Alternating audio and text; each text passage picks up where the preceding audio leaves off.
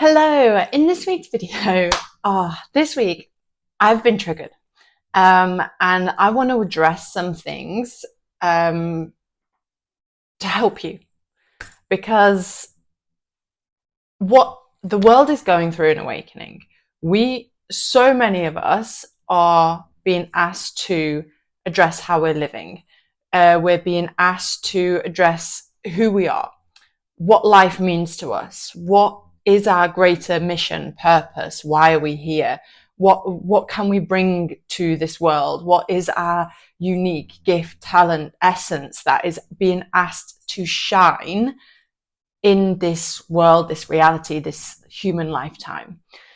But I am seeing so many people stay stuck in the dark night, and because perhaps of a few things, because of not a full understanding. Maybe there's not enough accessible information out there about the dark night of the soul. It can be a very mythical time that people maybe don't really, understand, take seriously.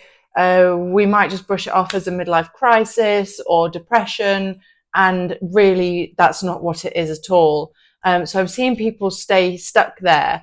And the other reason could be because it's painful and the ego likes to keep you in suffering. So if you feel like you're in a place, or you have been in a place of this dark night, then I want to share with you some things that I wish I knew when I was in the depths of it. So the dark night of the soul generally comes around midlife, and I know I look too young to have been through the dark night of the soul. But believe you me, I have lived a life in my young years. I opened my first shop at 24, started my first business at 24, moved across the world at 21, I've lived a life. Cancer at 30, liquidation of a company at 32. I've lived a life, and probably in the last couple of years, I have come through my dark night. We're going to just check in and ask what our dark night might be needing from us. So the dark night, yes, generally happens around midlife. It can look like, or it does, it can look like lots of things. It can look like crisis or challenge in your external reality, but your internal world creates your external world. So the crisis is happening internally, which is then kind of showing up externally. It can look like external challenge, internal warfare. It can feel like depression, grief, sadness, loss of purpose, loss of hope. It's a really dark place. It's a dark time of your life. It can be loss of identity. And I think this is the most important one for me, the loss of identity, because I believe the dark night comes on when we're being called up. Our soul is calling us up and asking us to address how we're living. And in order for us to step into where our soul's taking us, we have to let go of the old. The old means old structures, old identities, old belief patterns, old habits, old lifestyle choices, old connections, old blah, blah, blah, that aren't serving us. So we're being asked to let go of all of this. And in here, the ego is going to go through an identity crisis because it needs to let all of this go. The ego doesn't want to let go because the ego likes the soft, the comfortable little kind of cage it's put itself in. The ego wants safety. It doesn't want you to expand, but the dark night is calling you to expand, calling you to evolve and awaken. And if you lean into it, that is what is waiting for you. And the dark night is like a shedding of the false self. because your soul, it's like if you imagine an egg and you're in this egg, or a chrysalis, probably a better metaphor. The caterpillar in the chrysalis, in the cocoon, and it's all mushy, mushy, mushy, and its wings are developing, or its wings are coming through, and it's cracking out. And the butterfly, the essence of the butterfly, is what's calling the caterpillar to evolve. But the caterpillar doesn't know where it's going. It just has to collapse in on itself. That is the dark night. That is the metamorphosis. That's where the transformation happens. Caterpillars don't really have an ego in the same way that humans do, to tell it to resist the pain, resist the suffering. No, keep those bad habits, stay in those toxic relationships, keep that job that doesn't serve you and keeps you in a lack, poverty mindset. So the caterpillar doesn't have that. The caterpillar just crumbles in on itself and emerges as a butterfly. But as a human, we're slightly more complex, and we have inner identity structures, psychological structures that will fight the dark night and the evolution. But what I see the dark night as, if you can fully lean into it and not get stuck in the loop of victimhood, of why is this happening to me, and this shortly will take me on to my first point, of what I wish I knew. It's a letting go of the false self. If we can fully let go, surrender to it, it's a letting go of the false self so we can step closer to the true self. It's a call to adventure, call to rise. So number one, what I wish that I knew was, no one is going to save you. This is the hardest thing for you to, well, it was really hard for me because I was looking for saviors. I was extremely ill. And I was looking for saviors in spiritual leaders, in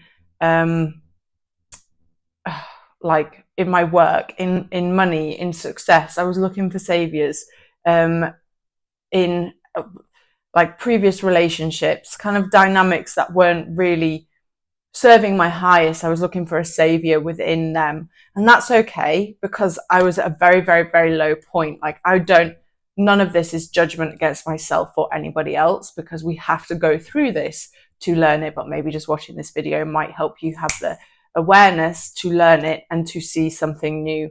So no one was gonna come and save me. And this is a big lesson for the ego anyway. This is a big lesson for us as humans anyway. No one is coming to save us. Do we want anyone to save us? Do we evolve if someone just keeps on coming to save us? And a lot of us will have patterns that have been like etched into us. Maybe we've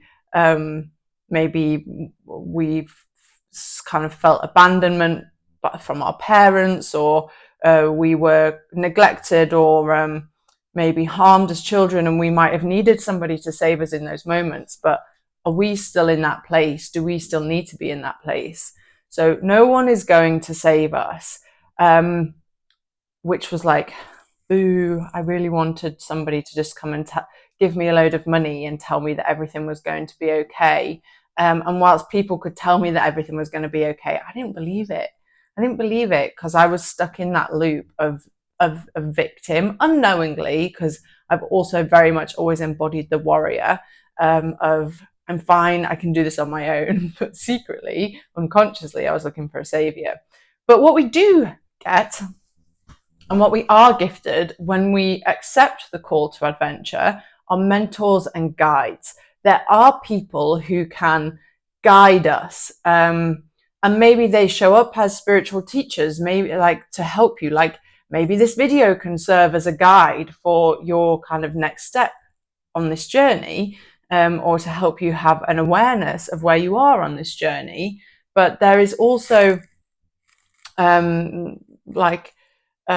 people who have walked the path before you can be a mentor. People who trigger you, people who are in your life that don't need to, like, that you don't really want in your life, they can be a highlight for you of where you need to grow and what you can grow into next. People that you admire from afar, they can be your mentors, your guides, your so whilst no one is inherently going to save you, you can look to other people to reclaim what you've projected, and find that power within yourself, which takes me nicely onto point two, which is, at this point, wherever I am, again, this is victim, the world isn't out to get me. The world isn't out to get me. It's actually calling me into my power. And how loud does it have to be for me to listen and stand in my power? When we are projecting parts of our unconscious self out into the world, when we are looking for a savior, when we are blaming other people, blaming the world's out to get me, this is all my fault, I've done this because I'm a bad person, because you've been programmed to believe that. You've been programmed to look for a savior. You've been programmed to believe that you have to do it all on your own and the world is out to get you. But these may be very, very quiet, unconscious beliefs that are driving you. What if all of those things are a call? What if you're just being called into your power? You're wasting so much power, energy, when you're projecting it out there. What if you can just see it as, I can put my power, I can put my energy out there blaming the world, or I can turn it around, I can go within, I can settle in my soul, in my heart, and refine that power within myself. I can have a quiet conversation with source, consciousness, Shakti, with whoever I choose as a guide on this journey, my soul, my higher self, my true self. I can have a quiet conversation with them, and I can ask, where is my power? Where am I losing power? Where am I losing energy? Where am I giving my energy away? How can I reclaim it? And the world will show you. Ask and it shall be given. You ask, where is my power going? The world will show you. But it's not going to say, look, this is where your power's going. It's going to say, it's going to show you in emotional triggers. It's going to show you in very subtle ways that are going to ask you to just wake up a little bit. So when you are going through the dark night of the soul, or a similar experience, whatever you want to call it, it's very important to have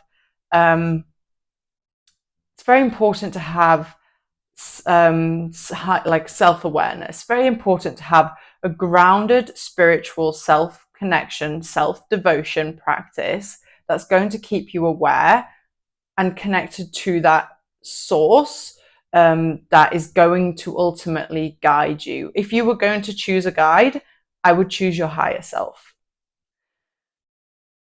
And then the third thing that I wish I knew when I was in the absolute depths of it is, it's going to end and life gets to be amazing. When I was deep in it, I literally had nothing. My physical identity had changed because I'd lost all of my hair. I'd had surgery for cancer. I had no physical strength. I had a business that was collapsing, and no energy to kind of put back into it. My passion was turning more towards this work, and helping other people. And so I was in such a deep transition. My relationships were changing, my friendships, I had like a birthday get together for my 31st birthday, like 2 months after I was diagnosed, not diagnosed, like discharged from the hospital. And I had probably 7 incredible women there. And I'm friends with one of them now. Like, we've remained friends, and everybody else fell away. Not because we fell out or anything like that, but I went through such a transition that those relationships just didn't align anymore. And of course, we still like, it's still a friendship where we know that we could call each other up, but they're not in my life on a day-to-day basis anymore. So I lost all of this support that I had. And so I didn't quite know what was, I couldn't see the light. I couldn't see the light at the end of the tunnel. I had a vision. I can see that on the days where I really, really, really sat connected to that vision, became that energy, that things started to shift a little bit. But that was hard to do because I was so in the thick of it. You can't find the energy to believe, to have hope every day. And that's okay. You have to fully go into it. Recently, I had an experience where I experienced the void, Shiva energy, which can be nothingness. And I was afraid. I was like, oh, this is depression. This is nothing. This is not a place I want to be in. But where I was, I couldn't resist it. I was in a plant medicine journey and I couldn't resist it. Sorry, the cat's trying to eat the Palo Santo.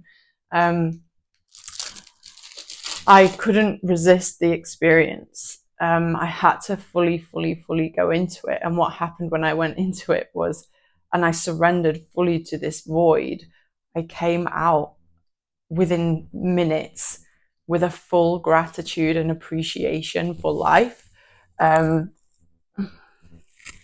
This is Kali, the goddess of, well, Kali, the goddess of destruction. But I was fully appreciative, filled with love and gratitude for life and where life was taking me. It was, and that point, after some research, I found out is Shiva and Shakti meeting. So I fully went into the depths of the unknown and I was met with life and I was met with joy and bliss. And that's what happens when you can fully surrender to your dark night. You come out in alignment with your high, like in alignment more with your soul and your highest vision. It is so important that even when you're in the depths of the dark night, that you have a vision to work towards, a GPS system that says, this is the light that I am going to. This is the light I am following because this is the light of my soul. This is my North Star. Allow your North Star to guide you through the darkness. That was what helped me move through some of my darkest moments when I was this like empty shell. There was a little twinkle. And whilst I didn't know that it would end, if I could go back and tell me from 4 years ago what my life could look like what life could look like living like your dream business, traveling the world for business, helping people all over the world with meditation, with awakening life force, with coaching, shadow work, support, all of these incredible tools. Like, if I could show her that she could live her dream life, well, maybe I did, and maybe she surrendered. Maybe that's what helped surrender, because time's quantum, not linear. So, and we're all living multiple versions of ourselves at once. But so maybe I did, and maybe that's what helps you get through. So have a vision. Have a vision. It's so important.